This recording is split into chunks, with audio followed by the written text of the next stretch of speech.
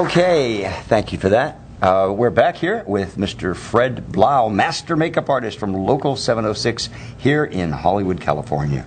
Oh, you flatter me, Joe. Hey, no, it's well deserved, well deserved. I have all your products surrounding me here, Fred. Yeah. You have, honestly, you've been very, very busy. You know, in order to create a line of products, you have to really have gotten a lot of experience in the business to understand what's needed. You know, Yes. You know? Yes. Because every one of the products satisfy some kind of necessary need for a makeup artist, or even some of them even for hairstylists. You know, so let's talk about these. First, you know what I want to talk about? I want to talk about your bloods. I want to show your bloods. And we have right here. This is the original blood. Now, this is what we've been talking about, right? That's what started our business. Right. We called it, what had happened, I started making this blood. They called it real blood. Everything was going just fine. Then I came out with a blood that had an aged look, where it starts to turn brown, and that was becoming a very good seller. And then all of a sudden I thought, well, wait a minute, what happens when you need arterial blood? Well, arterial blood is, we call it lung blood. I'm your caramel. There you go. And that's where you have that oxygenated blood that, like if you have a slit neck, you hit the jugular vein, that's all fresh blood coming right from the lungs. Okay, we have liquid, yeah, and we have the gel. And we have the gel. Okay. This is the arterial blood. Right. It's the bright oxygenated blood, right? And then I had to call. Then I started getting calls. Well, we need some blood, and I said, well, which one do you want? And I said, you need the aged blood or the real blood or what? They said, well, you want the original one. And the word original kept coming back and coming back. So I just said, well, we'll just call it the original blood, because everybody in the industry that has known me since the 70s when I started making this blood. And I already used the word classic. Yeah, that's it. That could have been a good word. I'll let you have it. All right. I'm not doing it anymore. Here we've got this. This is all great stuff. Look at this. This is the old dried. Okay, this goes with this. We make scabs out of the old dried. That's like a real brown formula, and we have a really neat way of doing scabs with that, because you use that along with spirit gum. And when this stuff dries, it begins to crack, and it looks just like a scab on a wound. Check that out. I'll show you how we do this later. Yeah, Fred's going to do a demo for us. Look how sticky, how thick this is. And you let this dry. You let that dry, and then spray a little sealer over it. You know, you throw. You don't need sealer. Spirit gum will do it. Yeah, spirit gum. Just spirit gum. Yeah, that's all you need. Yeah, and then you can actually take maybe a little bit of some of the brighter. Maybe I would take a little bit of this right here. The brighter one would be in the center. Just to pop it out a little bit. Because the outer edge is dry faster. Let's do that. Let me do that. I'm like a kid in a candy shop. I love this. This stuff is all so great. Now, I would have brought a spatula if you'd asked me. Well, you have to think on your feet here. I hear you. We have to just do what comes. The one thing, look at that. Check that out. The one thing about the motion picture business is the fact that a lot of times you're asked to do things out of your back pocket, and you're always thinking. And when you finish your school, like when I finished my apprenticeship, all that gives you is a license to learn. Absolutely. Because now you've got to learn camera techniques. You have to learn how to stand by camera, stand by your individual principles that you're working with. Or if somebody says, hey, would you watch my person for me? And you have to stand there. And you do all your touch-ups in between shots, or especially in between setups. Now, if you don't know what the difference of that is, when they've got a scene and they're already set up to do a shot, each shot of that particular, let's say it's a close-up of that particular person, that's called in between shots. Then they'll break the camera and they'll set up another shot, and that's in between setups. So in between setups is your critical time to get your actor or actress in true form, ready to shoot. The most important thing is you don't want to hold up camera, because that's thousands of dollars. And I always say, they say to me, well, how come your stuff is so expensive? It's not expensive at all. But when you consider, if you get a whole ounce of my makeup, let's say the body art, and it's $12.50 for a whole ounce, and you go out and buy some high-end product, I'm not going to mention any specific names, and you get like maybe a half an ounce in that bottle, and you're paying $80 for it. My stuff, my inks are not expensive at all. However, what I tell a producer, or I tell the production manager, I said, let me ask you this: if I perchance use my products and there's a minimum amount of touch-up throughout the whole day, and you save anywhere from 20 minutes to 1 hour in production time because of this, that translates into double time for the whole crew at the end of the day. Now you tell me how much that costs. That's expensive. So when you save them that kind of money, that's right. And sometimes you have to educate these people, and that's the way you have to tell them. That's right. We love to educate those people. Oh, yeah. I love it. That's what it's all about. You know, this is just the blood. This is just the tip of the iceberg, so to speak. What we have, look at this. Check this out. It also, look at this, aged blood. And if you really need to get into some heavy blood, we have it in larger containers. Which blood do you sell more of? Mainly the original. The original. And the aged. The aged being the close second. This is a large version of the aged. What that's is this, the a thick gallon? blood. Yeah, that's the thick blood. Yeah, that's a half gallon. Yeah, 64 ounces. I see. Terrific. Okay, let me put this over here, if I may. Yep. And moving right along, we've got cream remover. Yeah, we have two removers. We have a cream remover, which is nice for the face when you're using the real body art inks on the face. Now, if you're using the palettes are real body art inks in a thicker form. We make a slurry that we pour into these palettes, and the real body art remover is designed for taking the makeup off around gentle areas such as your face, what have you. It takes a little longer. However, the oils in there eventually dissolve the inks, and then it comes right off. Let's see, this is mineral oil, water, paraffin, beeswax, cercine wax, sodium borate, and fragrance. It's a very simple formulation. Very simple. And it's got a nice aroma to it. Yeah, it's very pleasant. You know, it's cream. Somebody's been using that. Yeah, they have, haven't they? Somebody's been sneaking into the makeup stores here. We have, these makeup teachers here. That's true. We have to lock everything up, or it disappears. I also have a liquid remover. You have a liquid. I know. Yeah, I have a liquid remover, and that's for larger areas of the body. Here, is this it? Yeah. Here we go. If you're doing tattoos on the arms and the body and stuff. Remover. And what that is a cosmetic oil with a little bit of, we use SD40 alcohol, 99%, which is a perfume grade formula, form of alcohol, and the smell is almost nil. I put a little fragrance in that, and it really, what happens is the alcohol and the oils both break down the body art, but the oil keeps the inks in suspension once they're dissolved, so they don't, like if you try to take it off just with your alcohol, you'll find as the alcohol dries it'll still leave a trace of the ink on your skin, and so you have to continuously use a lot of alcohol to get it off, which is drying to the skin when you're doing that many repetitions with your cleaning. So this way, if there's a little residue left on the skin, which is unlikely, you just wash it off with soap and water when you're finished, and everything will be gone. Yeah, soap and water really works best, for pulling out the oils. Oh yeah, This here is developer. Tell us about this. Frank. Okay, we call it developer. Other people call it activators.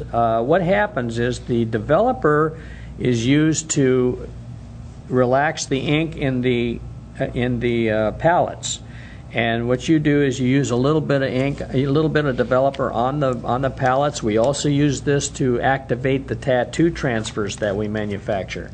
And the tattoo transfers, what you do with that is you take a co-wet pad and you saturate it with the developer. You wipe the skin so the skin is nice and shiny, not drippy wet, but shiny wet. And then you take your tattoo and you hold it down with, like, you know what a setup towel is? It's the towels that you put on your setup before you go. I think they're Kimberly Clark or whatever. Right. You can even use a paper towel or a nice pad of a wad of Kleenex, nice and flat. And you hold it down on the back of the tattoo after it's down on the area where you just put the developer on for about 5 to 8 seconds. We're talking about these, right? Yeah. And you cut those out individually, and then you peel the tattoo off, and you got your lines there, and then all you have to do is put the colors in. Now, there are various forms of tattoos now, and I see that a lot of the tattoos are going to colors with no outlines on them.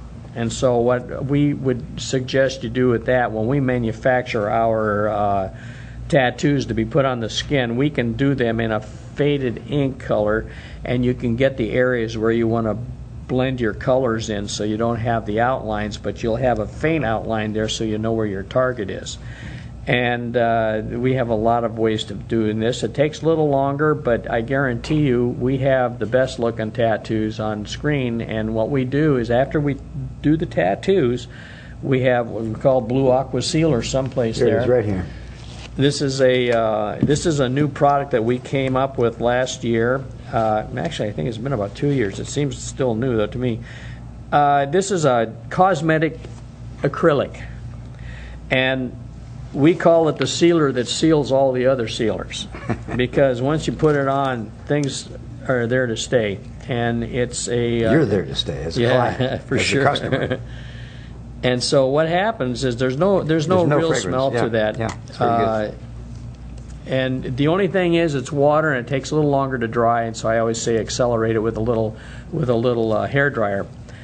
But after you've done that, and after you put your tattoo on, then you take like a pancake, a water-based pancake or a water-based makeup, not especially without oil, because oil will eventually penetrate. But you take a water-based makeup and you just go right over that tattoo and fade it down, and now you're putting the tattoo on the skin, under the skin. Right. It makes it look like it's coming through. That's the trick. A lot of people you'll see on movies or television, you'll see a tattoo on a guy, and that's really a cool design, and it's shiny and everything else.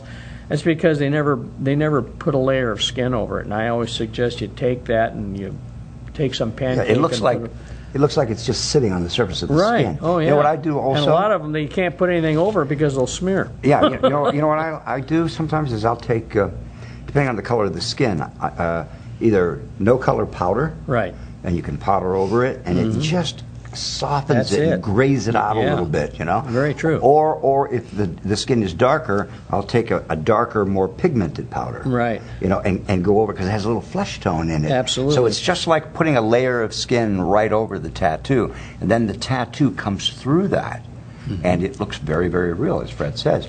This is terrific. Now, I remember we were talking about, when you were looking for these things. Right. You know, and you got them. Yes, this is great. Tell us about what these. we have. These are our tattoo pens. I have one that's an aged formula that makes it look like an old tattoo, and I have a black formula, which is when you get a fresh tattoo. That's what the black one does. And when a tattoo artist puts the lines on the skin, they're always black. But after a while, depending on the person and the depth of the needle, they start to turn greenish blue, and so that's why we call it the aged tattoo linear. This is the aged one, right? That's the black one you have in your hand. That's open. This is the black one. Yeah, and this is the one that I just put on. Is this one? Aged, yeah. And you can see there's a greenish if you go tight on it. I don't know if you can see it. And there again, compare it to this one. This is the black one. Yeah, there you go. I'm drawing eyebrows here. Actually, you could use this for drawing eyebrows. Thank you very much. Don't give my next All right. Now, you heard it here first on MUA TV. On our next venture, we've already tried to put the tattoo pens out once, and we had a little glitch in the program. I went to a company that makes cosmetic dyes, and for some reason they did not act well with the formula. The only two that might come off. We'll see. Here, let's see. I think developer will be better. Art developer will be better. Developer Yeah, will be better. You're absolutely right. Yeah. But what happened is I went to a company who manufactures cosmetic dyes, but these particular dyes did not act well with the formula that I have my tattoo pen. So now we're reinventing the mousetrap. Unfortunately, it was a real, see, I told you this stuff sticks. Wow. You know, we did this thing. Hang on a second, folks. You're going to love this. We're setting up in Florida for our Halloween week. Yeah. We have this incredible lineup of programming for Halloween. And we have Rick Drake, who's one of our grips there. And he's a big lumbering kind of guy, and he's a good-looking guy. But you know, he's got these bones. You know, he's part American Indian. You can make him into a monster real easy. So we made up Travis Pates and I. We turned him into a zombie. And he's crawling on, and we used all your stuff here. Oh boy! And we put it around his eyes, you know, and all dark and we got it all done. We said, okay, now go take a shower. Oh boy! Oh boy! Oh boy! He didn't come off. Oh, I know. No. Yeah. We needed to develop it, but it looks like we really needed the super duper developer. I've got you don't need a super duper developer. I got a new makeup remover for that, and I've just got to connect with the company who manufactures it, and we'll have it. But so anyhow, we had problems with the pens, which came in 12 different colors.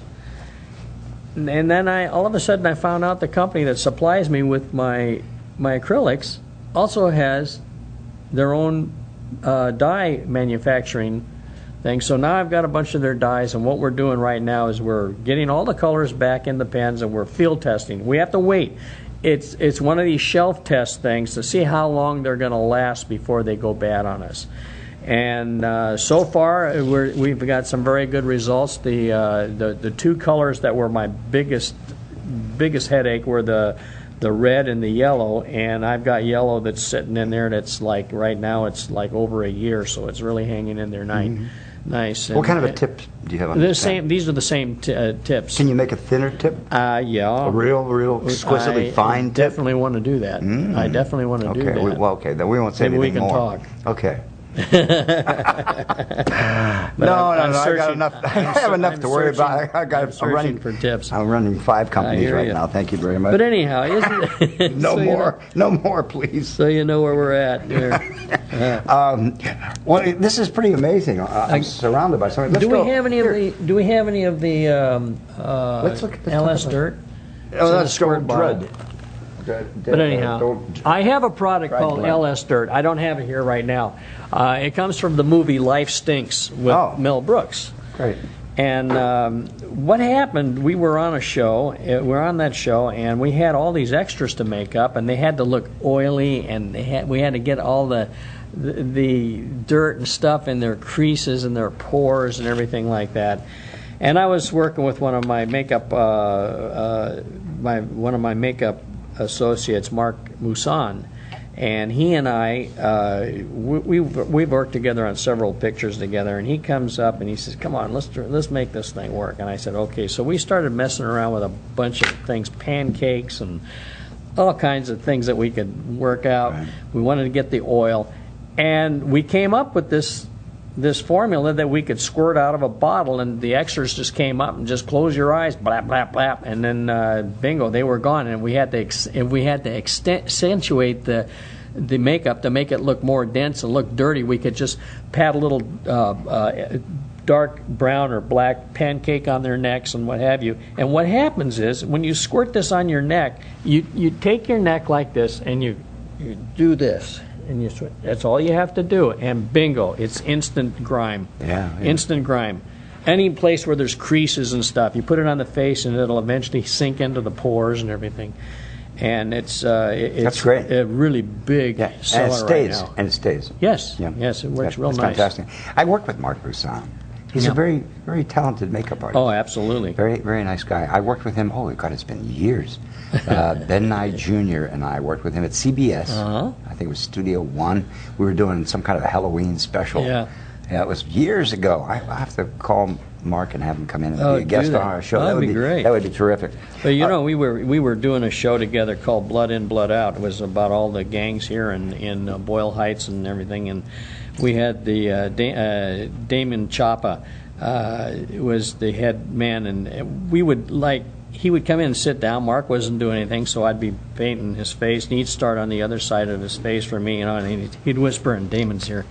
Now listen, if you don't like this makeup, the last name is Blau. We had a great associate. We would do this all the time, and I'd make up one side, he'd make up the other. We had such a great thing. Everybody, it didn't make any difference if one of the actors was on the set. It didn't make any difference who had to be made up. Right. I could do it, or he could do it, and it was one of these great work together situations that worked great. It's all about that fun. Doesn't happen all the time because you have all these stars with their entourage, and that it drives you nuts.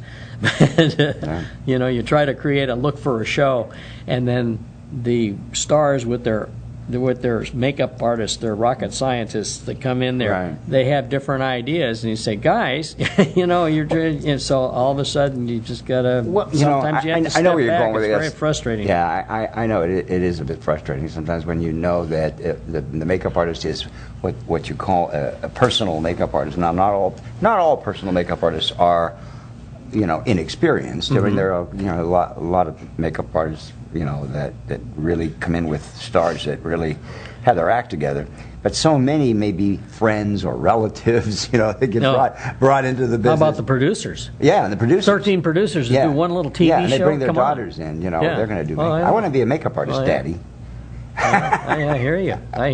That's true. Well, if they send them to makeup school, that's another story, right? Then we can train them formally, and you and I can train them and get them ready. That's what it's all about. You know, let's move on here. Let's see. Hey, these are great. These are great. This is blue screen. Right now, tell us about this. Okay, we have blue and we have also green screen. Oh, wait a minute now. We're using green screen. Oh, that's all right. All right, now, folks. Now, you guys at home. You got to realize this is a magic trick. All right, this is going to be a magic trick. All you're going to see is a label. You're going to watch very closely, and I'm going to show you something here. Anyway, let me shake it. I know what you're doing. Really good. All right, very good. Okay, here we go. See?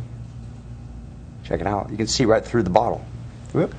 Okay, shake vigorously. They use this on Kevin Bacon in The Invisible Man. You know, I like Kevin Bacon. Yeah. You know what I like about Kevin Bacon, aside from he's a great actor, is that he's always the last man in the credits. He's like, he says, don't give me any credit. Oh, I know. I want to be like the cameo appearance. Oh, I know. You know what happens is when you see him then, it's like, oh, wow, it's Kevin Bacon. Yeah, there you go. You know, it's great. It's a great way of handling it. Well, James Earl Jones, I'll never forget the line, because, you know, he was doing a lot of, like, little walk-on cameos and little small things and everything like that. Right. And I saw him in on an interview one time. And this goes for makeup people, too, makeup artists and hairstylists. This is really important. Why do you do these little things? He says, because I'm an actor, and that's what I do. That's right. What a great line. Yeah. What a great line. I'll never forget that as long as I live. And I had an opportunity when we were doing the movie Sneakers to tell that to his face, and he was very appreciative of that. I've never forgotten that. You're a makeup artist, and that's what you do. Doesn't matter how large the production or how much money they've got. I have no problem going in on a bullpen. I used to run shows. I did Apocalypse Now. Has anybody seen that? I did that whole thing. Now. I was there in the Philippines for 12 months out of a period of 15. And, you know, these are things that, you know, you have your moments of glory, but at other times, I go right from there and I went on to Charlie's Angels with Mel Burns, the other makeup artist, you know. And great guy. Oh, yeah. He was a wonderful man. And we you know, it's like I don't have any problem doing things, going from movies to TV. However, the one thing about television, once you get stuck in television, it's very hard nowadays to break into the movie film industry. Because I got stuck in it for 30 years. Yeah, I know. It's not a bad place to get stuck. No, it's not a bad place to get stuck. And when you get into the union, you got your motion picture health and welfare, you've got your pension, everything working for you, and boy, I'll tell you, hours mean a lot. You bet. I don't care what you do. You know, as long as you're working under that contract, those hours count. Oh, yeah. You know, Judy Crown was a guest last week, and she has 60,000 hours. Can you imagine 60,000 Yeah. hours? How many do you have? 95,000. No way! Are you serious? Oh, I just blew out the sound man's ears. 95,000 hours? Yeah. God bless you. Well, that was a very Holy interesting mackerel. thing. Hang on. You know what? We're going to come back on Okay. that. We're going to come back because they have to do a tape change, and I don't want to screw up the flow here, so to speak. We're going to be right back right after these words. Don't go away.